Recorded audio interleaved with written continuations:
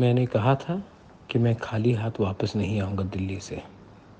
आज ये historical accord sign किया जा रहा है। बहुत खुशी का बात है, लेकिन अगले 6 महीने में जो हम लोगों को काम करना है, उसी से नतीजा निकलेगा। तो आप सेलिब्रेट कीजिए, लेकिन इतना भी मत कीजिए कि हमें लगे कि हम जीत गए हैं।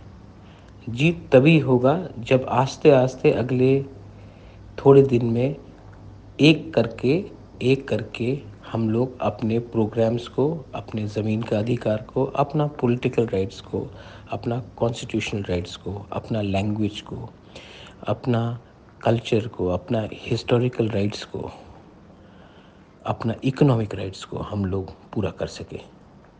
आज ये एग्रीमेंट हो रहा है। इसमें आपका प्यार और आपका आशीर्वाद से ही मैं सक्सेसफुल हुआ हूँ। मैंने आपको प्रॉमिस किया था कि ये एक ग्रेट डे होगा तिप्रासा के लिए, लेकिन हमें सेलिब्रेट करना है, लेकिन काम नहीं छोड़ना है।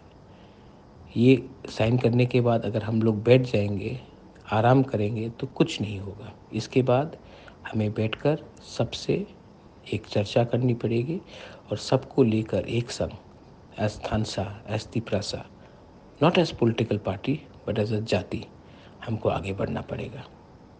ये बुबागरा का मैसेज है। बेलाइनो हम भाई।